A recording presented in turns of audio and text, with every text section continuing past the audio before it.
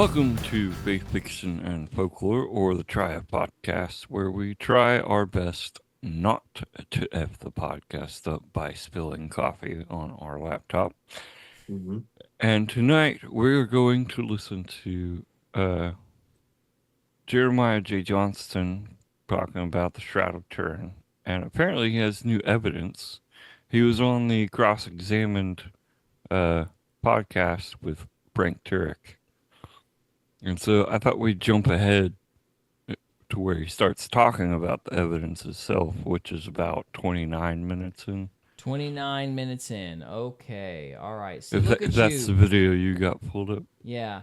Look at you. You've got timestamps coming all prepared. All right. Well, that's the only one I had stamped. That's about where he started. And I figured we'd listen to just from there on and maybe pull up a article about talking about what the Shroud of Turin is.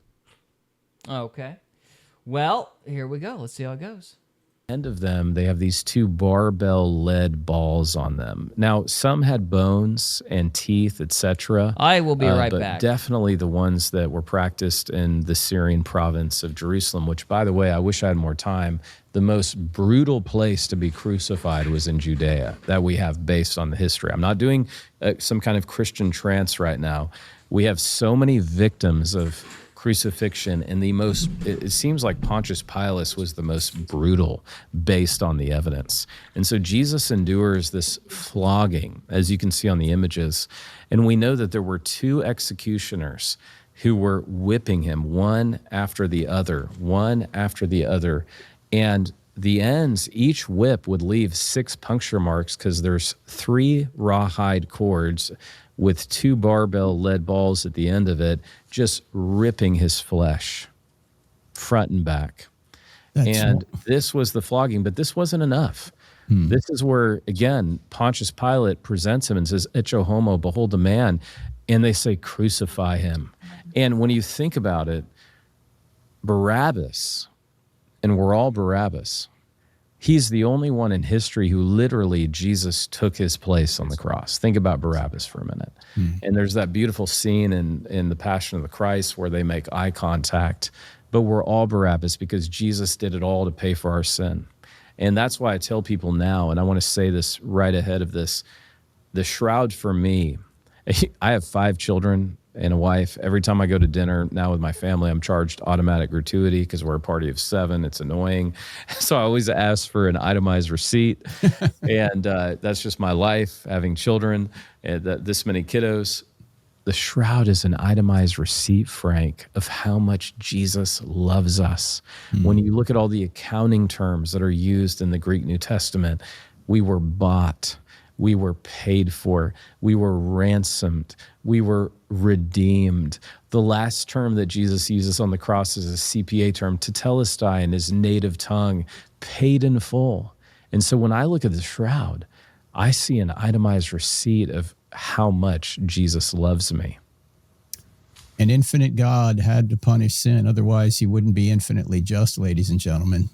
And so when you see the brutality of this crucifixion on God himself, you realize.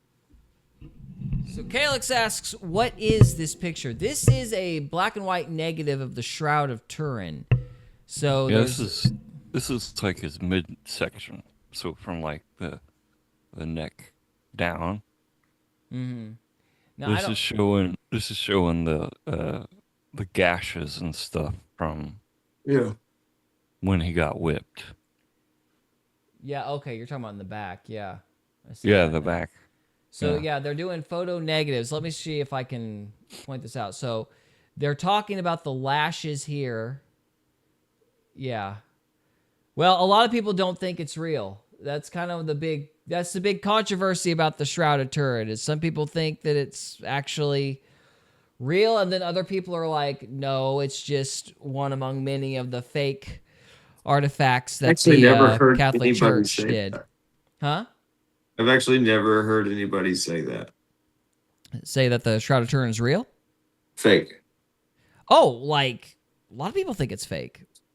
Yeah, Now, it's about half and half, 50-50. Huh. Yeah, it's a whole thing. So he asks, okay, Calyx asks, they wrapped him in cloth. Well, it was like more like animal hide. You know, it's not just cloth, but Yeah, they tried to preserve him as much as they could. yeah. So basically, okay. So here's the I controversy. thought he got linen. Might have been linen. Well, I'm not sure. Let me check. It was, No, that's pretty important. It needs Yeah, to be. let's check it. Let's check it. You're yeah, right. because Hang on. Joseph of Arimathea paid for it all, didn't he? Yeah, yeah. He gave him his own tomb, and he had him embalmed properly and everything. All right. Made of. Now he wasn't embalmed properly. They were going to on the third day, but they had to miss it because of the Sabbath. So. all Oh, that's let's see right. here. My bad. So Cody, you're right. It's woven. It was woven linen derived from the stems of the flax plant, arranged in a 3.1 herringbone twirl weave. So it measures approximately 14 feet by 3 feet, exhibiting characteristics of high quality cloth. Now that's the Shroud of Turin specifically. So yeah, so it's flax. It's flax cloth. So okay, I have got too many tabs up. Now here's the whole controversy, just kind of in a nutshell about it. While I'm trying to figure out where I was at. Give me a minute here. This is very hard to do. I'm no good at multitasking. Here we go. So here's the deal. Yeah, that's wild. Who knows? Yeah, nobody knows for sure.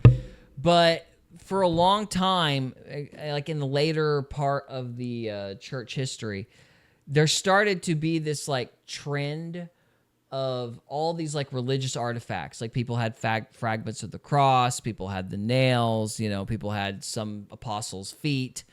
I mean, like the holy artifacts became like an industry, right? And so the debate is, okay, is this really the Shroud of Turin, like Christ's actual burial shroud, or is this just one more artifact from that era of the Catholic Church where they had produced a bunch of fake crap?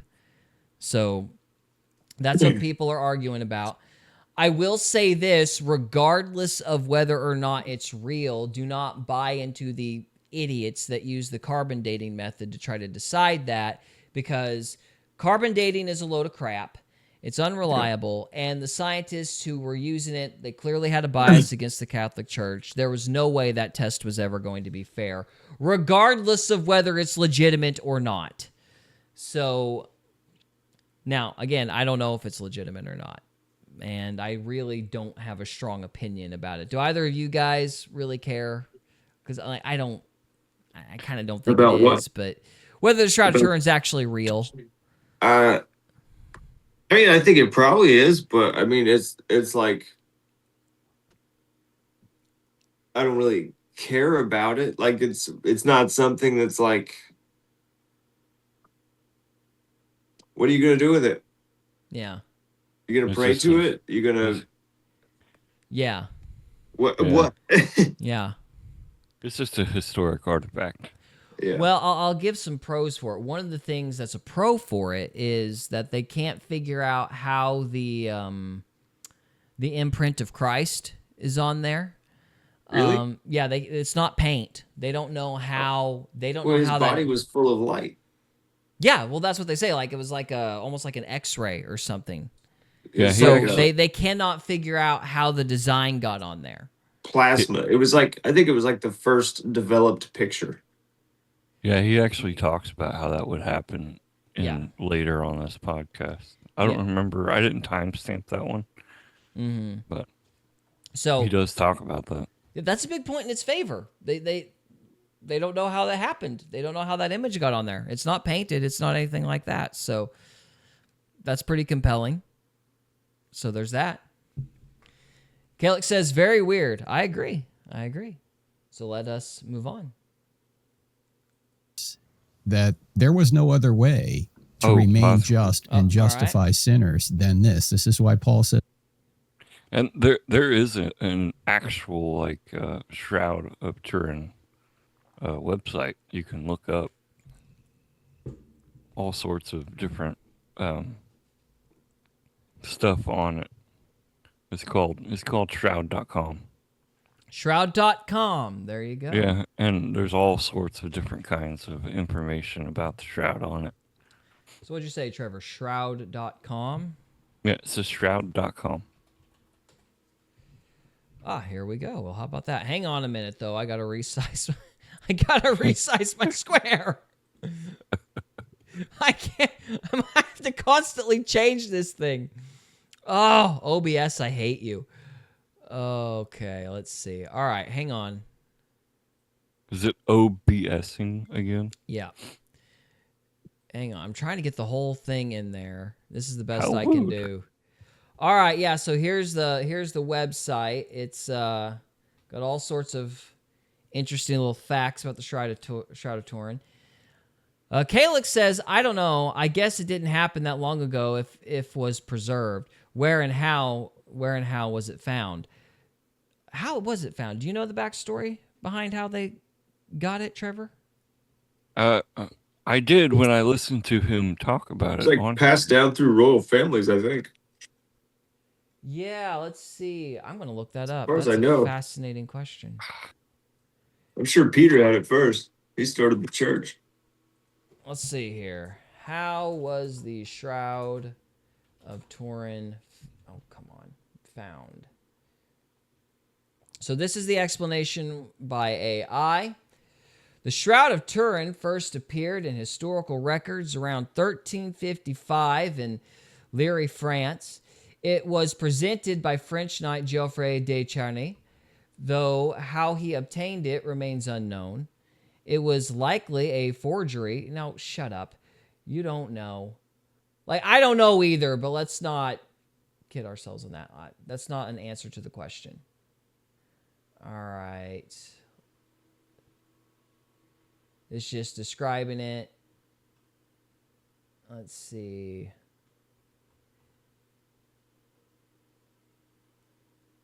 Yeah, in the video they actually talk about where the shroud Yeah, there has to be a has tradition.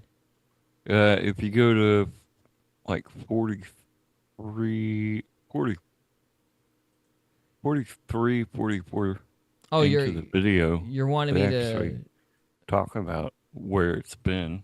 where it's been, like how they found it. Yeah, Okay.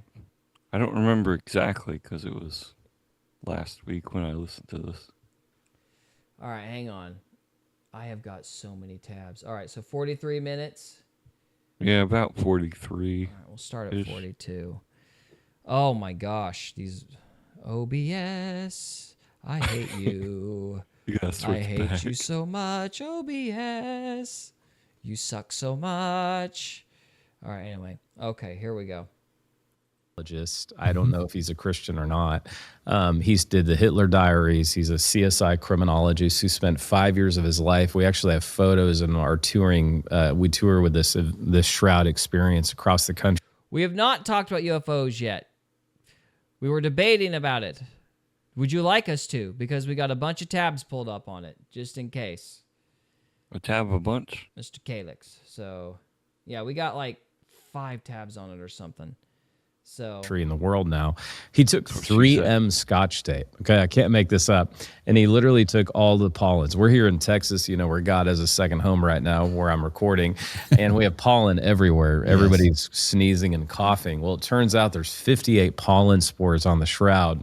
Frank, 38 of the 58 only come from Jerusalem in springtime, in bloom during the Passover. The other 20 pollen spores follow, and we have a map of this.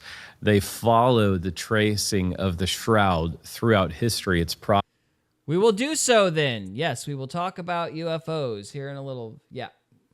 I mean, that's It pretty will be done. convincing. Is all that true? As far as I know, I have to no Odessa, to I trust this guy more than I trust the AI. Yeah. So- What's his name? What'd you say? Jeremiah Johnston. He's like one of the leading. He spent his entire life working on like looking at the shroud and studying it and going to all the different places. He spent a long time on this stuff. Why does he Okay. have so many J's in his name, though? That's I want to a know that. question. You'd have to ask his mama. Mm-hmm. All right. Well, okay. So the spores. They second make home sure right I now, where understand this correctly.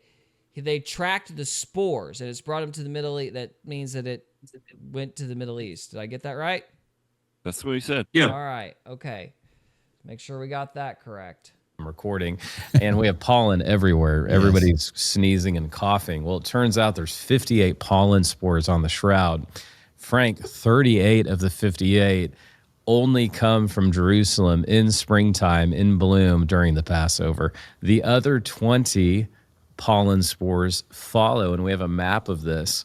They follow the tracing of the shroud throughout history, its provenance from Jerusalem to Edessa to Constantinople. Let's go to that. Let's go to Yeah. that image right now, since we're talking about it. This is how we know where the shroud originated and Just where the it pollen went. tells us its provenance. Here it is. That and I want to give credit to Constantinople and the Greek Orthodox Church that protected the shroud from the Islamic Caliphate taking over the world at the time. So we have it going 33 So the Greek Orthodox Church protected it for years. I didn't know guess so. that. I didn't know that. That kind of flies in the face of the whole it's one of those random artifacts theory. It's one of those fake artifacts theory. That's crazy. No. Interesting. How did the Catholics get it? I thought they would have I don't think they like each other very much. I don't know. Uh, Maybe Absolutely, bought it. Arimathea keeps it. All four Gospels mention the shroud. No one is going to lose this. And then Eusebius tells us about this face cloth, this mandilion. I'm sorry to use this example, but it's the easiest one I know. I'm a massive. My one addiction in life, Frank, is the Kansas City Chiefs. I'm from Kansas City. Went to games my whole life with my grandpa and my mom, and the Chiefs As a former Kansas City Chief fan, that must be very hard for you. But anyway. weren't always the Chiefs. They were known actually as the Dallas Texans before they became the Chiefs. The shroud is very similar. It's been known by different names. It's only been called the Shroud of Turin since the 1500s, 1578, I think, 16th century, when it goes from France to Turin, Italy, in a political move more than anything. And so it's been known throughout church history as the face cloth, the mandilion. And when you look at this, I love this. I'm a visual learner, so I love this map. This is where all the pollen is from outside of Jerusalem. And it's like a Where's Waldo. It seems to trace where the shroud has been throughout church history in the last 2,000 years. But most of it is from Jerusalem. 38 of the 58, and it only blooms in, let me be clear, springtime, March, April, Passover, Nisan 14. And that's what blew. I mean, Max Fry, I just summarized in 2 minutes 5 years of the man's investigation as a criminologist studying this. So how could a forger do that? They couldn't. And here's Yeah. the other fascinating thing. And this is where I can start crying. So forgive me if I dad cry. But we don't just have that. We have travertine. We have, and I again write about this in my new book, The Jesus Discoveries. Jesus collapses on his way to Calvary. And again, we just read that so fast. Like, oh, he fell, he tripped. Simon of Cyrene carries his cross. No, Jesus' shoulders likely separated. And Frank, I don't know if you've heard this before, but we actually have this travertine. We have from the grottos of Jerusalem, this only from the grottos of Jerusalem, this limestone residue, and it's in 3 places on the shroud. It's in your feet. Obviously, he walked barefoot. It's in his knees. And then it's in the tip of his nose. So when Jesus collapses, I want you to see in your mind's eye our Savior literally face planted. And that same signature is in the shroud. So we don't just have the pollen. I want to be very clear. And I've worked on this with Scott Stripling, my archaeologist friend. We have the travertine signature only from limestone in Jerusalem on the shroud. How would you fake this? Yeah, there's no way. Yeah. It's like And trying it to fake. It's like trying to fake the archaeology of Jericho 1,000 years later. Or the blood type. Let's Yeah, kill you someone, can't. and we don't know blood types Yeah. 700 years ago, but let's find someone randomly. We have a 6% chance in 100 of finding someone with type AB blood. Let's make sure we brutalize them in a way where he's alive enough to die on the cross where we can at least get his blood where it has this level of ferritin. I mean, it becomes crazy. In fact, you have a probability. That's very interesting. Thoughts? No, this is pretty wild. I feel kind of bad for being a little cynical about it. Yeah, he's very, very convincing on making it like Yeah. convincing. I don't like that he uses emotion to make it more convincing. Well, He's like, That's oh, true. I'm gonna I cry didn't just think thinking about about that. it. I'm gonna cry. Like, he I might mean, have been sincere. I believed him more than some of the other He people didn't we've cry, though. listened to. Well, because he was being stoic. I don't know. Maybe he didn't want to cry on camera. I don't know. I think it's a tactic sometimes. Maybe I'm wrong, but So Calix asks, did God it's still in the want, book. Sorry. I think he means us, did God want us to find this? I don't know. It was on my For You page. I don't know. Well, there you go. God Possibly. ain't on the internet, bro. Do what? I don't think God's on the internet. Such a cesspool. Okay. Did Jesus know this is going to happen, and would he want his Turin carried around? Well, I imagine if he were to allow that to be found, I would say it's probably because he knew there was going to be a bunch of obnoxious Christopher Hitchens, and this would be there just to confuse and annoy them. That's just my opinion. If it's real, it's probably been discovered just to give Richard Dawkins something to be scared of. So that's my thought. And I thought we'd scroll Twitter here for a minute. We got a few minutes before we got to wrap this segment up. So Sorry. let's see. We got Holy Smokes. Italian physicist Polio de Lazzaro spent 5 years trying to reproduce the body image seen on the Shroud of Turin and couldn't. Using intense UV light, his team was able to create small areas of discoloration on linen, but recreating the full image proved impossible with modern technology. No, you need plasma. Yeah, I mean, maybe. I don't know. I have no idea. He's speaking out of my depth. Like a laser beam, like a really heavy laser beam might work. Maybe. It might just burn it though, because laser beam light is chaotic. It's scattered Yeah. like the sun. And so it would probably just burn it. Burn right Whereas through it. Jesus's light was the molecules were steady and organized instead of chaotic like a laser beam. You know what I'm saying? Now, if they could have got it to work with a laser, what do you think the atheists would conclude? That there's a god, or that they had lasers in medieval Europe? I don't know. Which would hurt less. So Yeah. anyway, all right, let's see. According to the biblical scholar Jeremiah Johnston, so it's the same guy actually, De Lazzaro estimated the process would require an extraordinary burst of energy. Polio told me it would raise 34 billion watts of energy, traveling in 1/40th of a billionth of a second to change the chemical makeup of a fine linen shroud to leave that image. We don't have that power on Earth. There was a chemical charge to the shroud that if it had lasted longer than 1/40th of a billionth of a second, it would have been scorched. This is incredible. So this is what I was referring to. They couldn't recreate the image. This is, I guess, this is the actual image here. This is their attempt, maybe. So I don't Maybe even know they if I'm just getting don't that have- right. That's Maybe probably they just don't have the perfect positive and the light. negative. Huh? They don't have perfect light. No, they don't. Jesus is perfect light. You can't recreate that. Very true. Very true. So Calix They can says, only LOL, mock it. fair enough. So let's see. Is there anything else on here? I saw something kind of cool. Yeah, I thought that was kind of neat. I found that interesting. They did like a little AI depiction of him. Yeah. Probably not accurate at all, but it's interesting. So, yeah. I don't know what that guy's doing in this picture, in this thread, but okay. That's an AI. Did Lil Wayne? Hmm? Lil Wayne? Lil Wayne. That must be the social justice Jesus that girl was writing about. So, Yeah. Lil Wayne's actually super based. If you watch interviews with him, oh yeah. he's like a cool dude. Mm. Well, there you go, guys. I think we're gonna wrap this one up. Any final thoughts, No, sir. Trevor?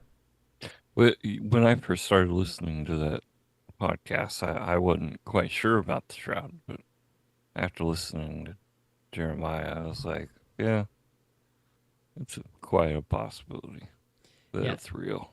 All right. Well, if you guys want to watch the rest of it, it is called New Evidence Revealed: What No One Ever Told You About the Shroud of Turin with Jeremiah Johnston. It is on Cross-Examined, Frank Turk's channel. And if you're interested, give it a listen. So, all right. That's all we got, guys. Thank you so much for watching. We're going to cover aliens next.